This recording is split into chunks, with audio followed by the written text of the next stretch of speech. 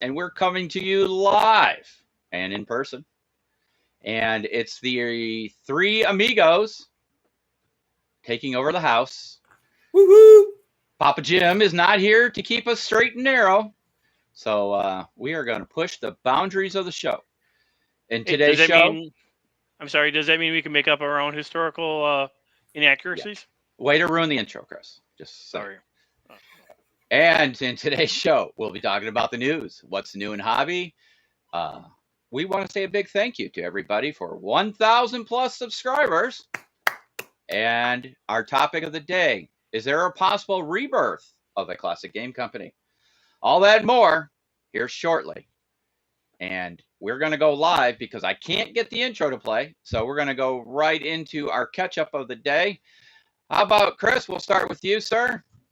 What's going on? Not much. On Tuesday, Marty and I were doing a little gaming at a local establishment. Brewery. Yeah. Miskatonic and Darien. They have game night. Yeah. Yep. And it's actually run by another local establishment that we're hoping that opens soon. Nice. Critical Grind. Yeah. Out of Shorewood. So we were doing that, and other than that, I am working on dialing in the laser, getting the rotary tool ready. Be able Excellent. to glasses and such. Yeah. Is awesome. All right. Marty, what's going on with you? So I have been doing a lot of one-to-one modeling.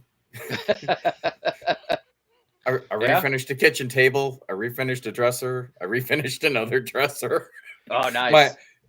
My oldest daughter is getting ready to move out. We talked about this a little bit last podcast. Getting ready to move out into her first post-college apartment. We're all very excited because her room is going to become the hobby operations center for me. I can get out of the loft and move in there. However, yesterday when she was supposed to pick up her keys, she got a call from her property manager saying, your new appliances haven't arrived or been installed yet. So we're going to push the move-in date back 2 weeks. Oh, no. So, I've got 2 sets of new shelves to go in there. I bought a TV and a wall mount. I've got some stuff. My garage is full. Yeah.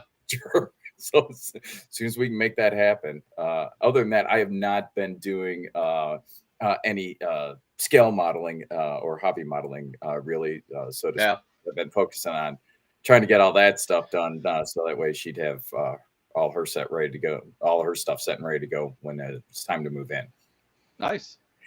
So yeah, kind of disappointing on a lot of fronts there, but who knows? 2 weeks from now, maybe we'll be able to update that and have some better news to report, as well as Chris isn't lying. We need to come up with a logo for the Hawk. We will definitely work on that. And that's awesome. And then he's got the laser 99% back up and running. So there's a little tweaking I think that might be electric, but we could cut it out of something using the laser or etch it into something with the laser. Nice. Awesome. All right. So going to me, I've been working on getting ready. I'm doing the planning stage of the Fistful of Toes 3rd edition video series. We'll start with a overview and review of the rule book itself. And then we'll do a video on building the forces and ordering them from a supplier, because we're going to be doing it in 3 mil, maybe 6. I haven't really decided, but probably 3. And then we'll do a hobby painting, and then we'll do an actual game. So that's kind of the plan. And that should start a week from this coming Wednesday is the plan, because Jim has he has a show for Wednesday night. So 3 mil? Yeah, 3 mil. Well, come on. Look at the space I'm living in these days. Well, I was going to say, so have you got a hobby space there? I mean, I know that you're living in a much smaller place now. So how are you handling that, or what are your thoughts on how, well, that's going to be part of the video is, basically it'll be in one of those storage tubs that you can slide under your bed is going to be where I keep everything. So I have limited. I actually have lofts in my new home here in the RV land. Right. There's actually a sleeping loft, and then there's a storage loft. It could be a sleeping loft, but it's really short. So we use it as like our attic. So I could put stuff up there, and I do have plenty of space under our bed. So it's just very compact.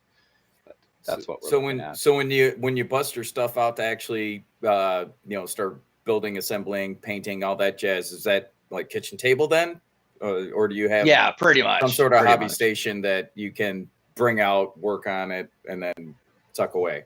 Yeah, pretty much. So that's kind of like how it's going to be. So yeah. Also, there's a little gaming group down here in the Keys. So Nice. Yeah. So actually, the manager I worked with he's a big gamer, and he actually knew of Beast of War and us before I even started working there. So yeah. Is that what tipped it in for him to hire you? Yeah, right. What sets you apart from the other candidates? Well, exactly. But which is funny because we had no idea. It was like 3 or 4 weeks after I started that we had this discussion about things to do down here, and I talked about how Don and I like to game, and he's like, "Oh, really?" So yeah, he's really heavy into it. I mean, he was kind of like me. He's got a dedicated bedroom that's his office, that's his hobby space, and he's got a whole bunch of Kickstarters that he's never even opened and things like that. So yeah, that'll happen. Yeah. Nice. So, that's good. Yeah. So, all right. So everybody out there who is watching the show, we are back on Facebook, Twitch, and YouTube. And you can join the conversation. Just pop a comment into the chat. And if we get to a point where you'd actually like to join the show, we'll send you an invite, and you can jump in. You don't have to be on video. You just need to have working audio, and we'll go from there. And we already have Tiger Shadow congratulating us on hitting 1,000 subscribers. So Thank you very much, Tiger Shadow. Yeah. So let us move on to some of our members' hobby stuff. So excuse me while I catch up here on some recent work. I have 2 screens going, so I gotta flip through. I'm going to share a screen here so everybody can see as we go to the land of the Discord. And there we go. Look at that. Technology at its finest. All right, buddy. Let me get back to a certain date here. I don't remember when our last show was. It was 2 weeks ago. So we'll start on the 1st here. Yeah. Okay. So something since the 1st. All right. John has been a machine.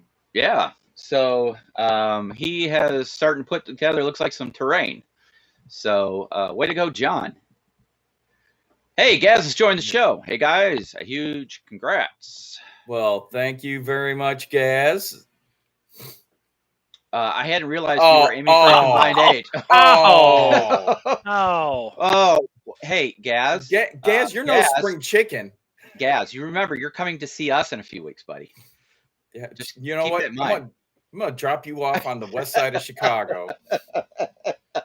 Be like, best of luck, buddy. Hope you I hope the British Army has some sort of version of SEER school because you're gonna need it. Right. So it'll be exciting. Work. Yeah. So this was for 20mm World War II. So nice work on the terrain, the hedgerows, right? Yep, hedgerows. Yep. All right. Moving down the thing, Jim had several, of course, of his Sunday wargaming. So Jim will continue to do Sundays with wargaming, and then I will be picking up Wednesday nights. And then, if anybody else wants to jump in, they're more than welcome to as well. All right, let's see what else we got in the hobby space. A lot of Jim stuff. Gaz. Hey, Gaz, how are those horses going, by the way? Have you painted all those bloody horses? Just asking for a friend. That's a lot of horses. It's a lot. That's a lot. So, I don't see a lot of paint on there, though, buddy. Yeah, I would expect them to be done by now. They're only, what size? 10 mil? So, yeah. 231. Oh.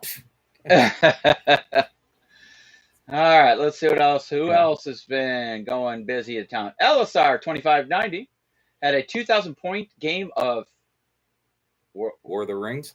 Is that War of the Rings? I guess, yeah. Played Rohan and got stabbed, huh? Tuffy boys in the house. Oh, it's 6mm. So there is really no excuse. They should all been done by now. It's 6mm. How hard is it to paint 6mm? Well, we're gonna find out when you start rolling on it, right? Gaz is just waiting for you to throw something up here in a week or two. Exactly. Nice. Liking that. Oh, very nice. Yeah. Yeah. So, exciting news. I don't know if it's exciting or not, but I've actually had several requests to start another channel in the empire of it as it is. And this is going to be fantasy wargaming. So we'll have our historical wargaming channel and our fantasy wargaming channel. So I can talk about all of my Yes. Middle Earth battle strategy stuff, because I built that troll and magnetized it. So Yes. because it only comes with one body, but it's got 3 heads, 3 sets of arms, Yeah, well, they're all painted up and they all magnetize now, so you can make them any way you want. That's right. So John did Das Krieghaus. I think this is something Jim's been talking about, a rule gaming set. So is that elephants? That's where they were playing at his local club, right? Yeah. Elephants and chariots. Yeah. Is this real life or is it just fantasy? Per Tuffy ears. Piotr, where are you, dude? I know Jim said you had a full schedule today. That's why he's not on the show. Hopefully next show he will be back joining us to give us that Eastern European outlook on us crazy Americans and everything that Chris, Marty, and I get historically inaccurate. I was gonna say, yeah, but we really need somebody smarter than us to make sure that. Hey, that's a low bar there. Oh, dang. I don't know if that's insulting us or Piot at this point. No, that's insulting us. And it's not insulting us. It's reflecting us. Right. So Jim started another HK Ops role playing. Speaking of role playing, I forgot to mention this. I'm actually in the process of helping out with another modern RPG being published by a well-known gaming company. They sent me a review copy to test play, and I'm in the process of reviewing the rules and test playing it to get my feedback. Dude, you gonna need additional test players? I probably will, but I have very restrictive who can see it and do it. That stuff. That NDA will get you every time, right? Yeah. So, but if it's part of the team review, then I think this person would be okay with that. So we just can't do anything.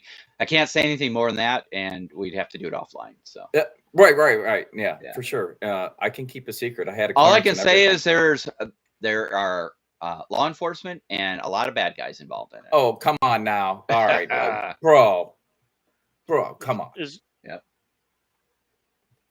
So, and then we have to talk about what we're going to do. You can see Jim in his invasion. So, Jim did his walkthrough of the invasion of Florida, whatever this is called. Of course you do, Gas. Gas says, I see bad guys in my future.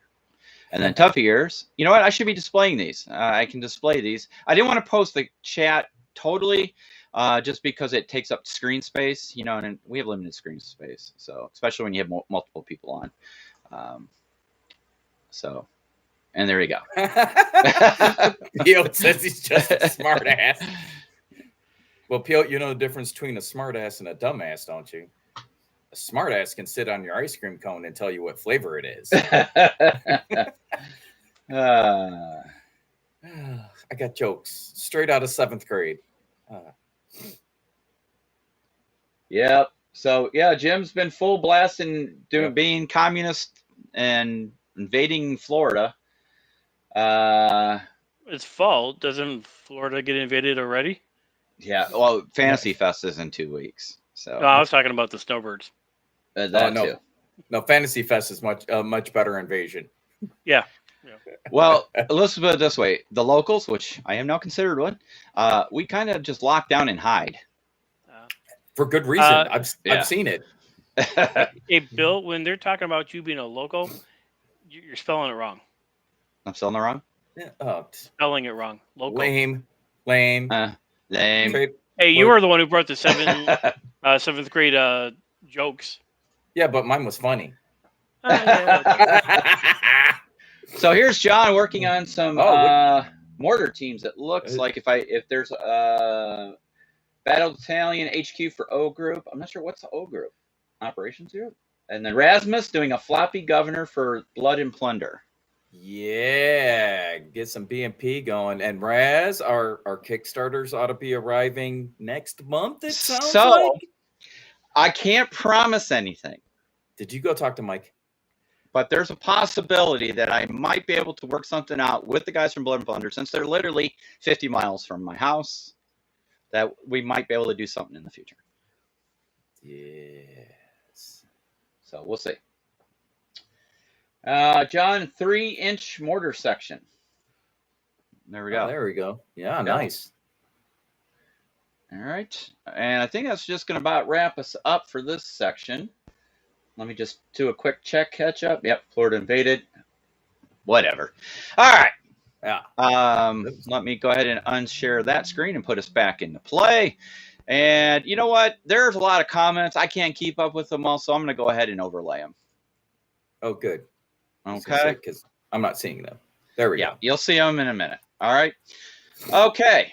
So it's that time of the day when somebody has to do some news. Are you ready? Here we go.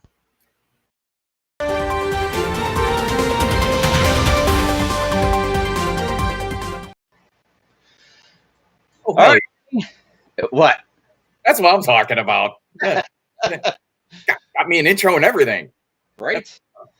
I tried to find your old intro, but again, so guys, everybody that's watching us, I'm trying different video platforms to Gaz. Oh, Gaz. We're trying different video platforms to enhance your viewing pleasure.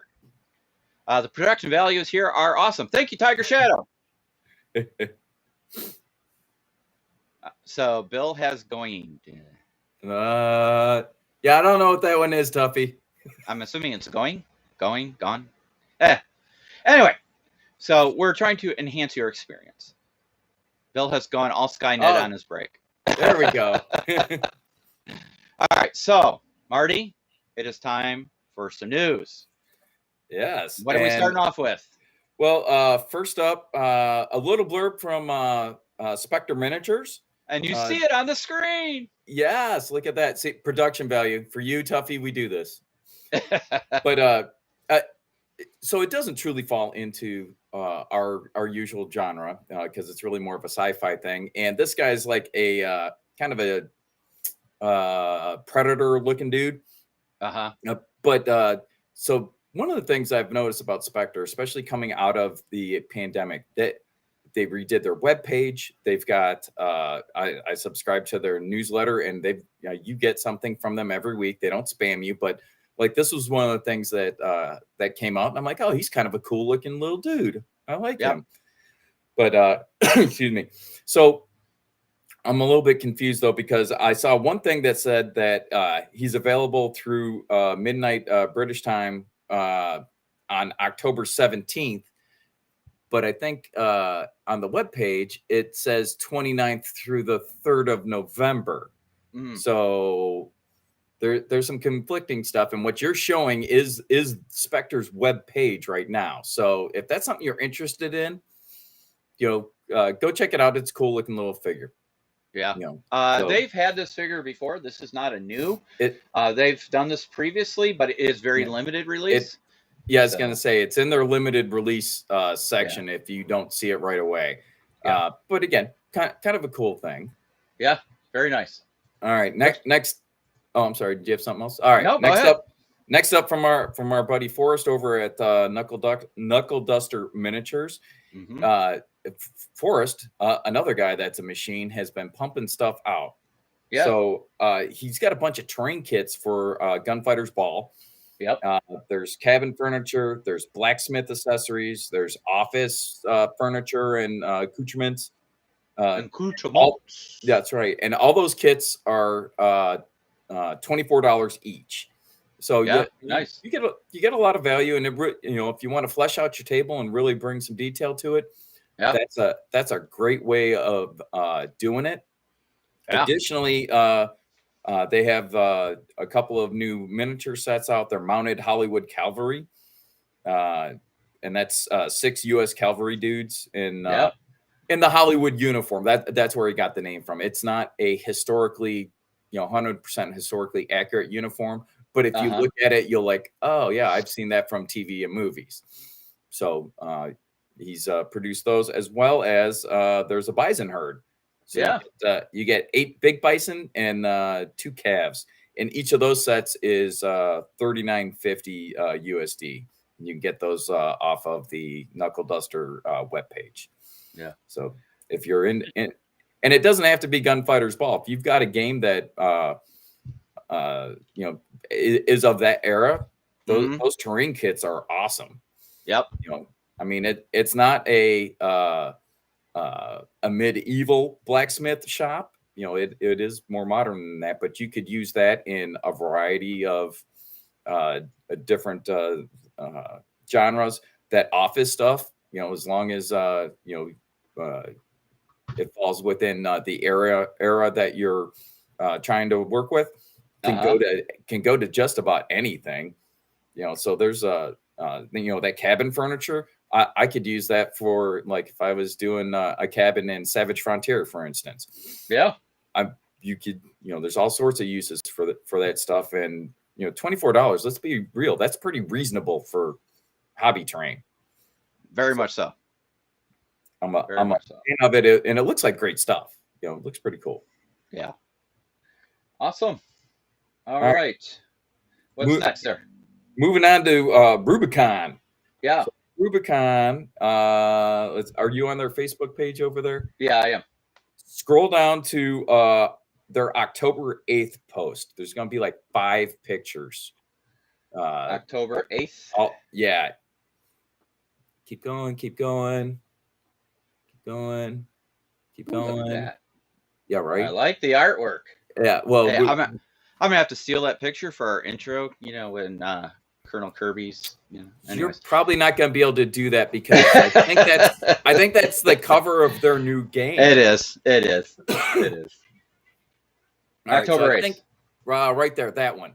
All right, so this is their fourth quarter 2022 releases. They've got a boatload of stuff coming out, and they make terrific looking models. I didn't go into all the detail because there was so much stuff here. I'm like, we'll show it a little bit. We'll talk about what's available, and if you're interested, it's Rubicon Models. I think it's look at the Hueys, Chris. Yes, they got some Hueys. They got some artillery. Nice. They've got a bunch of command models as well. You name it, they've got it. One in particular for our friends on the other side of the world. There's a bunch of Anzac stuff that's going to be coming out as well. So ton of stuff coming out. The blurb that they had on the Facebook post that I saw was they're hoping to get all of this out in December, so you can start ordering it maybe for Christmas. No promises on that, but if that's you have a hobbyist in your life that is into this stuff, or if you are that hobbyist, maybe you can get some of that right around. Don't mention emails. Tiger must have been listening to the last show. Oh, Lord. There are no emu models that Rubicon is producing, so we might have to do that one ourselves. Yeah. Real quick, just catching up to some, obviously, Tiger Shadow. We've talked about the emos, or not talked about them. Toughier says, "Are you back for good, Bill? And how's Dawn?" Yes, I am. I'm taking over running the podcast itself, the show. And Dawn is excellent. And Dawn is actually going to be part of our new channel on Fantasy Wargaming. Because Awesome. it's all about the fantasy, make-believe, Harry Potter stuff. That stuff that she likes. So, oddly enough, Chris and I last month at Miskatonic game night played the Harry Potter miniature game. Nice. Yep. Nice. And this week we played Crisis Protocol. Yeah. Oh, yeah? I have yet to play that, so we'll have to see. All right, Marty, let's get back to some news, shall we? We got a few more to finish up. Yeah, a couple of little things here. First one from Compass Games. Now, this, I think, would be right in your wheelhouse in particular. This is... and it kind of goes along with, oh, hold on, I'm being invaded by a cat. Ow, get that claw out of me. Ow. And once I have the hawk set up, I can lock him out. So that'll be great. Nice. So, this is a redesign and re-release of a game, and it looks it looks really interesting. Nice. It's $55. It's not terribly expensive. No. You get a boatload of stuff with it, but this counters and more counters. Oh yes, first published in 1983. Yeah, I remember this by game. Victory Games. Yeah, right. I thought you might. That's why I said it's right in your wheelhouse. But they based it on the designer checking out the records that became available after the Cold War was over, and then they could update it. Yeah. Thanks, Tuffy. Yeah, you're true. You're not wrong, Tuffy.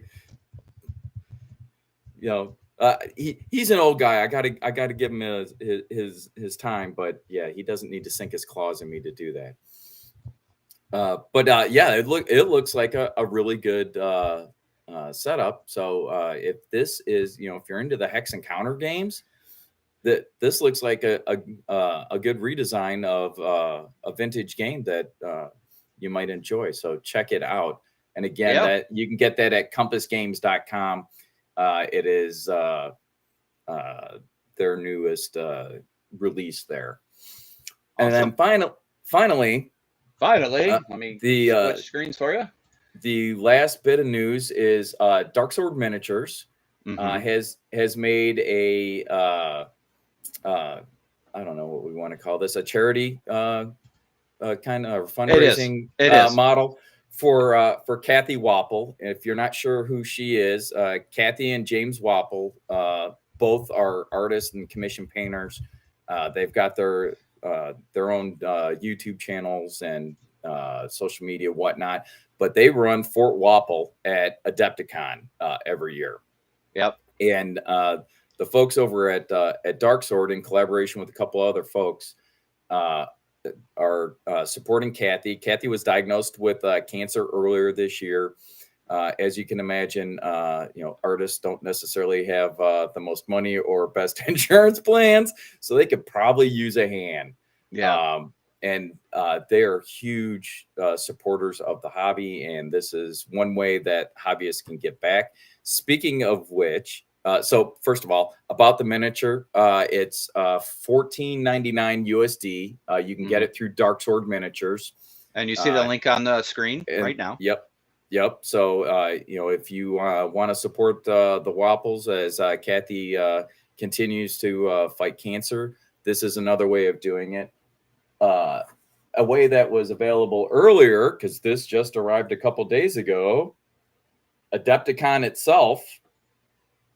I don't know. Can you see that? Yep. All right. So Adepticon itself created a T-shirt for him, and that's my cat Peyton. Yep. How you doing? But this just arrived earlier. That I don't think you can get these anymore. I think it was just the one-time run based off of pre-orders. But that oddly enough arrived. I think it was Wednesday night. So I thought I'd share that. Glad that we were able to support them. They're awesome people, and they're fantastic artists, and they've been a fixture at Adepticon. I think they've been doing the Fort Wapple thing since 2015, and they've been involved well before that. If you go back to, I think, our first or second Adepticon coverage, we actually interviewed James when he was actually manning the Wild West Exodus booth back in the day. So yeah, he's very talented man. Very talented man. Yeah, and just awesome people. You know, I had a chance to chat with them briefly at this year's Adepticon. One of the classes I was taking was set up right next to Fort Wapple, and I got there a little early, and I couldn't get in the room yet because there was a class that hadn't finished yet. Just hanging out, and you know, they've got everything set up there. You can bring your stuff over, work on it. And him and Kathy are more than happy to walk around and just talk about how great things are. You can ask them for advice, you know, whatever. It's a really chill setup. You know, there's no, you know, kind of a judgment-free zone there. Everything under the sun gets painted over there. Yeah. Yep. You know, awesome. So we wish the best for Kathy in her recovery, and hope that she has a full and speedy recovery. She's still going through chemotherapy, and if you are interested in supporting her, supporting you know, their medical bills there, that's a way to do it. All proceeds will be donated to the Wapples. Yeah, very good. And that, sir, is my news. Excellent. Well done, sir. Well done. All right, so on to some very happy and exciting news. We hit 1,000 subscribers. Well, actually, we're over that now, but woo! Can I do the cheer? Let me see if I get the right one. Nope, that's not it. There it is.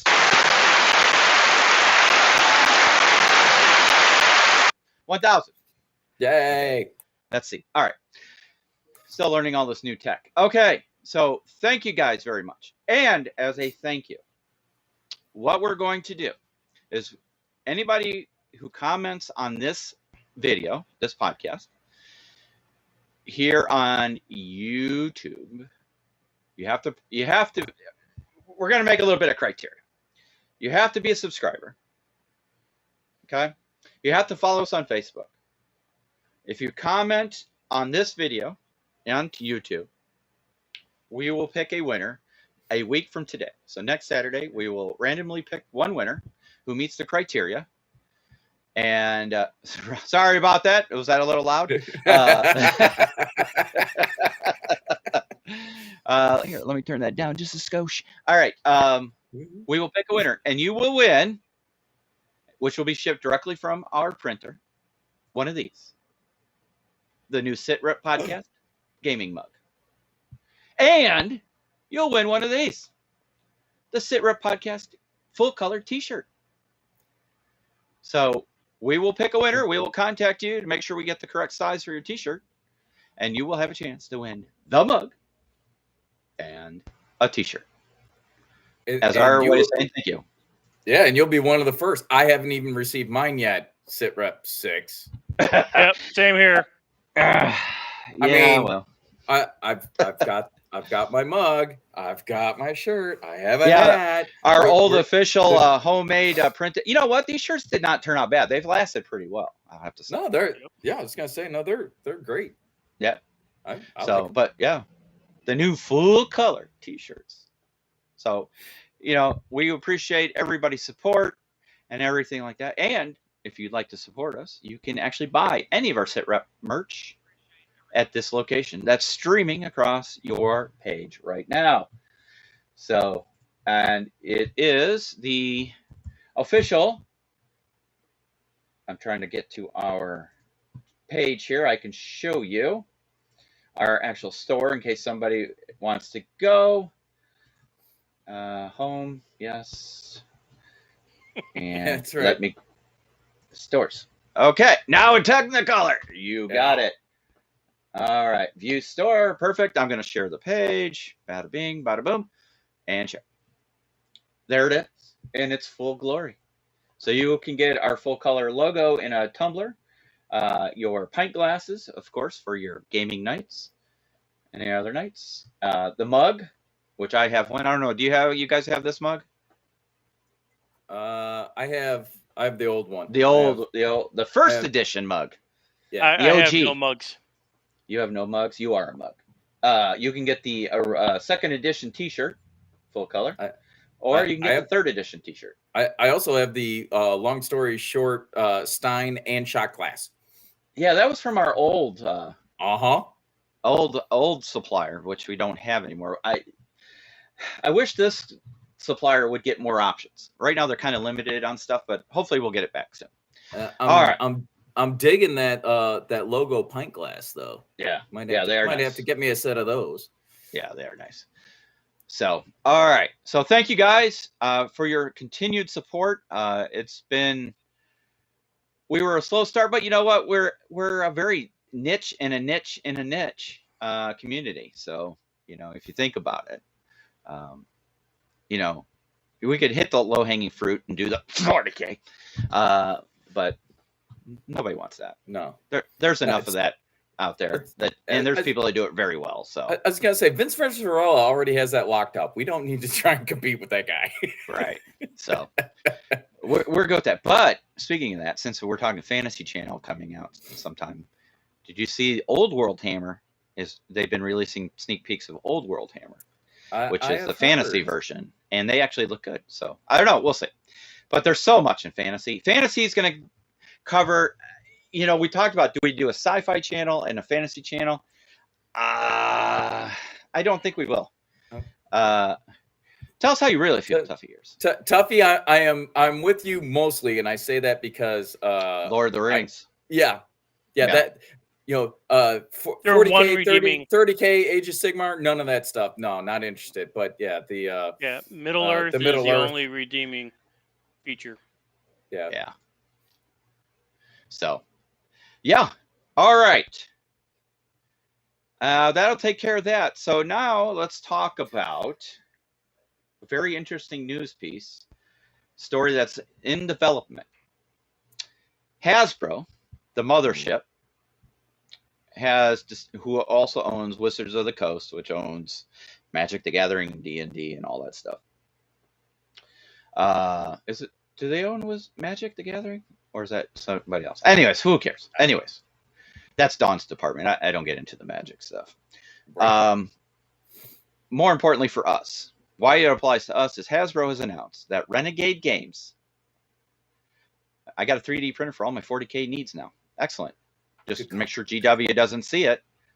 They might throw a letter at your way. You're fine as long as you don't take it to a tournament and you're not selling it commercially. Right. So they announced that Renegade Games is going to have the creative license or the license to bring out Access and Allies, which is still already. I just looked on Avalon Hill's new website, which I hate the logo, by the way. They still have Access and Allies on there. They're going to do Access and Allies, Diplomacy, a couple other classic Avalon Hill games, and Squad Leader. Which will be interesting since MMP has the rules or the rights to advanced Squad Leader. So I don't know how that's going to work.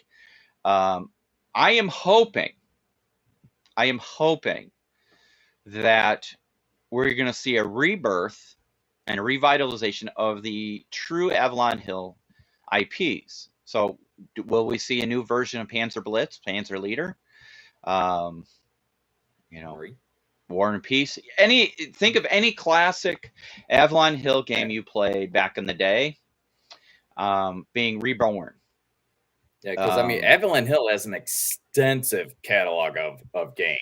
Yes. So what are they gonna pluck and start to I don't know if republish is it update, upgrade, make available again, new and fresh and all that jazz. Yeah. That'll be interesting to see where they go with that. Yeah. So I'm trying to remember exactly how many games they have. I'm looking at the list of published games. It's a couple hundred, I was going to say it's a metric boatload.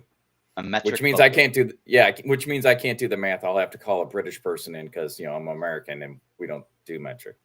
Right. So Tuffy here says Tactics 2, classic game. That's what got people into war game.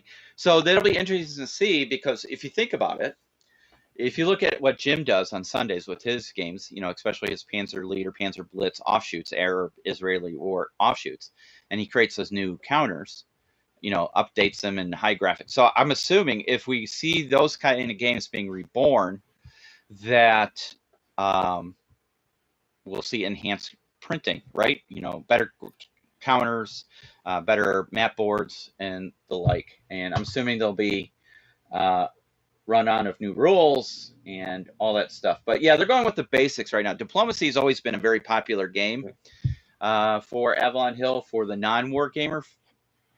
Toughier says, I'll get my server to work that numbers for you. Thank you, Your Highness. So, yeah, it'll be interesting. I personally would love to see the classics come back. There's kind of been a resurgence of those, you know, hex and counter games. Obviously, Jim has done a lot to keep it alive on our channel. But Worthington Press has some, you know, they've been doing a lot of zone control type games. But there's a lot of games out there that still use hex and counter. So it'll be interesting to see where Avalon Hill goes with that. I'm excited for it. Do you think this is an effect from the pandemic? Because we saw a big boost in the hobby and gaming in general during the pandemic. You think some folks picked up some of their old games and then, you know, because they were in lockdown or couldn't go to work or whatever, and, you know, dusted off that box of whatever they, you know, squad leader, whatever they had, and, you know, kind of sparked their interest again? I would have to say so. I don't know about you guys, but I would agree with that assessment. I mean, anecdotally, you know, I have no evidence to prove this whatsoever, but I think there's been some of that, you know, because, you know, there was a huge resurgence in gaming in general, in the hobby, from, you know, folks that are like, hey, I can't go out anymore, so I got to. Chris, you're not eligible. Yeah, no. That was not established. You did not publish that. Anyways. Do you even follow us on Facebook? Yes, I do. I don't even have to. I didn't even have to search for you. It's right there. But you know, I think that as horrible as all that was to go through, I think that, you know, the hobby industry and gaming in general got a pretty big boost from that. You know, as folks who are trying to figure out, hey, I need to do some stuff, as well as, let's face it, a lot of us have some big piles of shame and worked on our backlogs. So, you know, that army I was always going to paint, I don't know when I'm going to do it. Well, I got stuck at the house for 3 months. So guess what I did? Yeah. You know. Yeah. No. I agree. So, which leads me to another question. Before I forget, I'm going to show it real quick. Whoa, hold on. It's a family show. Oh, okay. Yeah. If anybody can find the first person after this time, it is now 43 minutes, 40 seconds into the program. Anybody who can tell me what the Easter egg is in that picture will win a t-shirt. It's right there. I can't say it out loud, then everyone will put in for it. Right? So, first person to find the Easter egg in the title slide. Outside of this group, blah, blah, blah. Our rules lawyer speaks over here. Right? So, this leads me to another question. And I know you guys are both kind of newer to wargaming. Chris follows you everywhere. At least that's what arrest warrant said.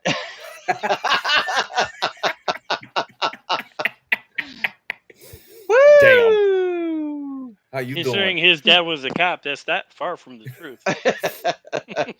Well, yeah, we can tell stories. Yeah.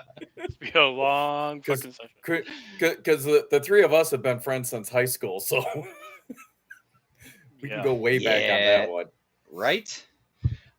So my question to you guys is, knowing what you know now, or knowing what you know now, or wish could have been.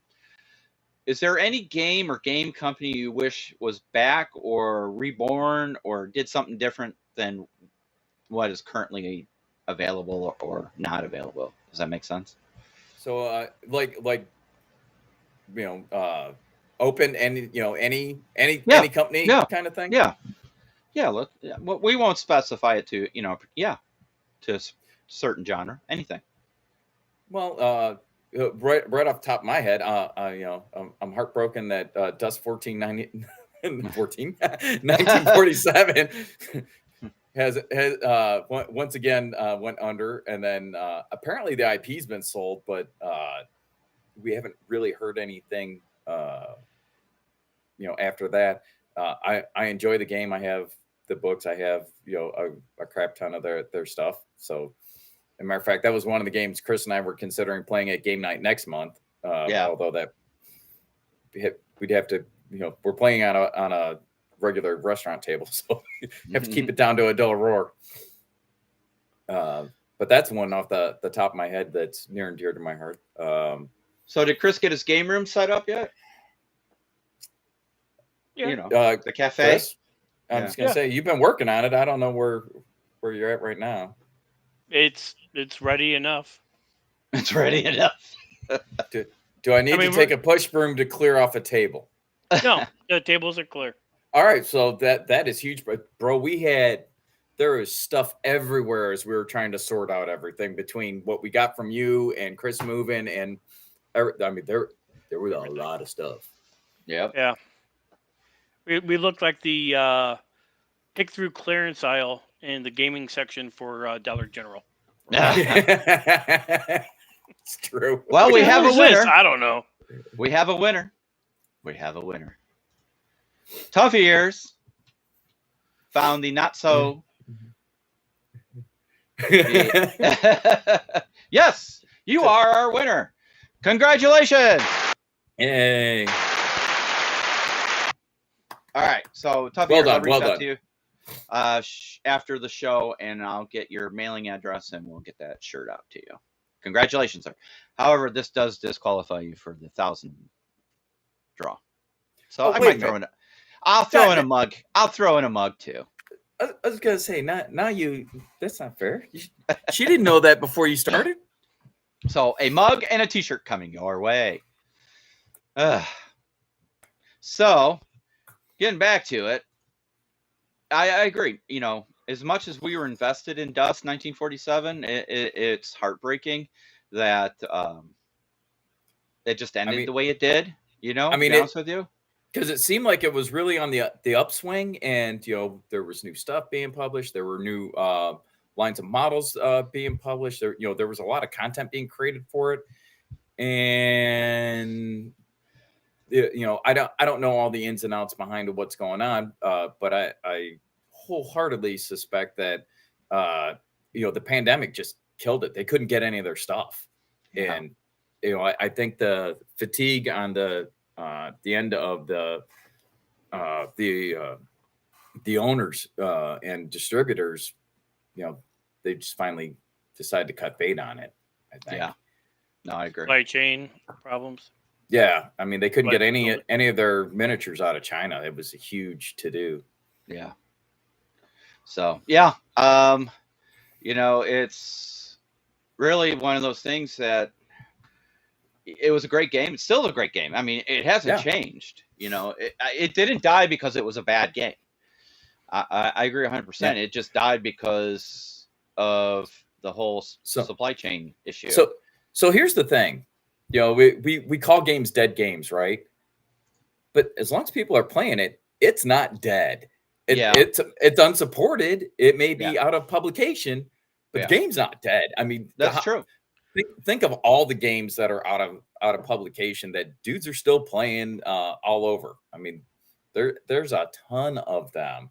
I mean, there's a podcast dedicated to it that Chris Satina does. Yeah. Is it still going strong?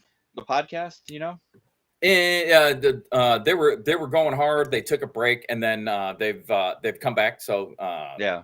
probably once a month. I think they're doing right now. I mean, it's hard to do a podcast on a game where there Right. isn't new material, if you will, unless it's fan based. You know what I'm saying?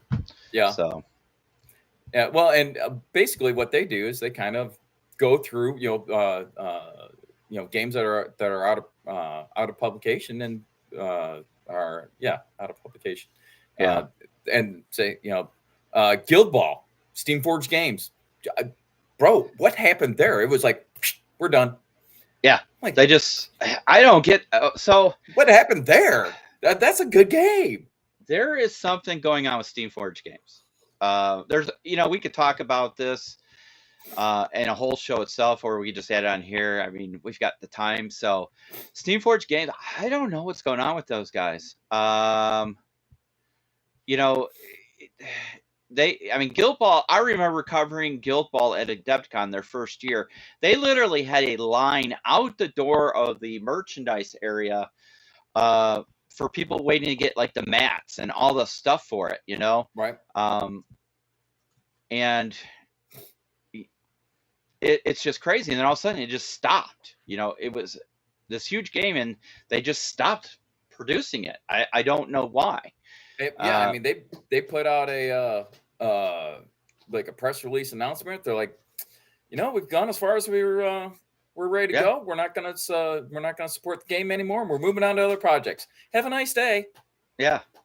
Wait, bro. I mean, that game had potential. I mean, I don't know unless they're the creators behind it just said, I have no more ideas for factions or whatever, and what do we do now? So instead of investing money into stuff that pretty much, go ahead. But what you do is you bring in people who have some new ideas, because if it's making you money, you're not losing. What are you losing? You're losing time. Well, and Gaz made a really good comment here. About many game rules have grown and improved under the community influence, even when unsupported. So you get fan-based rules. Dust 1947 has a very active, not necessarily huge, but very active community. There's a dude that is combining and indexing every version of the game and all the factions, and they're creating new factions. Like there was going to be an Italian faction that came out. Well, it never really happened. Guess what? The community is doing it anyway because they want it. Yeah. So it is interesting. I don't know. We'll have to see. Another company that everybody's scratching their head at and wondering if they're just holding on by the skin of their teeth is Mythic Games, because there's several Kickstarters behind on delivery now. I know I'm waiting on one from them from several years ago, and they've done other Kickstarters since then. It begin after you've been involved in Kickstarter for a while and you've seen what other companies have done. They've overpromised and overextended themselves, and then they create another Kickstarter just to get the funds to pay for the it's almost like a pyramid scheme. Yeah, I was gonna say, I'm not that they're intentionally doing that, but it's right. Like, I was gonna say exactly the same thing. It's like a Ponzi scheme, and it's not that they're doing that. I don't think there's any malicious intent on these dudes' parts. I don't think their goal was, hey, we're going to screw everyone that put something in here. But maybe they got in over their head, or in today's environment, the cost changed, and now they're like, how do we deliver this? And they're trying to figure it out, and there's just not good solutions. Turns out money drives everything, so they're looking to figure out how to get more money into the system so that they can deliver what they've already promised. Yeah. Let's see here. So Tuffy Ears makes a good point. Mythic Games has a one of their Kickstarters is called Darkest Dungeon, and it's 2 years around. It's 2 years late now. Again, it's just what is going on. I think what we're seeing is you get people who have a passion to design and create a game, but don't have full grasp of the business side of things. Supply, demand, cost increases, overruns. things like that. So, they promise it because they want to have this awesome game. They want everybody to play it. They want everybody to love it. And they want to give you all this great stuff because they're cool gamers. And then business smacks you in the face. And then you run into trouble. I mean, I can't tell you how many Kickstarters out there have, I want to say, caused the downfall or demise of game companies. Yeah, killed the company for sure. Yeah. Look at Drop Fleet. It was a game from back in the day. Our friend Dave published it. And was it Drop Fleet? It was Drop Fleet. Yeah. Right? Drop Fleet. Drop Fleet Commander? Yep, Drop Fleet Commander. Yeah. Right? That was right. Let me look it up real quick, just so I don't misspeak and get a thing from. Yeah, Drop Fleet Commander. The license was sold to TT Combat, but it was originally, published under, what the hell's the name of this company? Anyways, Dave's company, and it was Taylor? a gangbusters game. No, not Dave Taylor. Oh. I don't know who originally did it then. Hold on, I gotta find it. Drop Fleet Commander. That's the old Dave. Well, anyway, but yeah. So it was a great game. Then they went to Kickstarter, and after Kickstarter, they had trouble, meeting their promises, if you will, and I think it's what really drove it over the edge. Dave said he just didn't want to do it anymore because it wasn't fun. He got into it that have this great game, which it was a really great game. And then after the business side and Kickstarter, I think Kickstarter just took the life out of him, to be honest with you. He had a great passion for the game. Yeah, you hear about Hawk War Games. That's who it was. There you go. Yeah, you hear that comment about Kickstarter sucking the life out of people, because people sometimes think that, this game's coming out, and this is a company. Yeah, it's a company and it's a guy. Yeah. it's like one dude, maybe a couple other folks helping. This isn't, GW. Yeah. This is a couple of dudes, and they all have, generally speaking, they all have day jobs. And then they're trying to manage this whole process, and it's just overwhelming, and it sucks the life out of them. And away it goes. Which, I hate to see that, because there's so much good stuff that these little indie companies come up with, and maybe it blows up into something bigger, or maybe it doesn't. I mean, like Adam Loper and Vince Venturella have Snarling Badger games, and they didn't want to deal with any of that. It's a miniature. They've got 2 games published now. They're miniature agnostic. Use whatever you want. You buy the rules through. I was gonna say Drive Through RPG. Hold on, Gamers Vault. Gamers Vault. Gamers Vault. Yeah. Yeah. It's like $18 for a PDF. To download it and go play. Yeah. They don't want to get involved in anything other than that. There's also a book. You can get a hard copy book, but it's print on demand through them. So the designers don't have anything that they have to do there. The book was designed and laid out and whatnot. It's a very nice looking book. Adam did a great job on that, because I think he did all the layout and illustration and whatnot for it. Yeah. But that they don't want any part of that end of the business, because it's just, again, they both have day jobs, they both have other projects that they work on, and they're trying. Their goal is they want to design a game a year or publish a game a year. Yeah, and so far they're on track. I agree. So we're coming up to an hour. We're going to keep this program to an hour. It's a little bit of a lighter affair this week. The topic, there could be a lot of discussion on it. We'll see what Renegade Games does with Avalon Hill. Part of me is being cynic and saying that they're only going to publish those games that they've mentioned, and nothing else is going to get reborn, which I think is a shame. Oops, I'm not Marty. And no, not. No, I'm not. So we'll have to see. So I think that our listeners and viewers should put something in the comments on what do you think is going to happen with those games. Or what games from Avalon Hill do you want to see come back out again? Get refreshed and be republished. Let us know. Yeah, most definitely. And maybe you never know. Maybe they'll listen.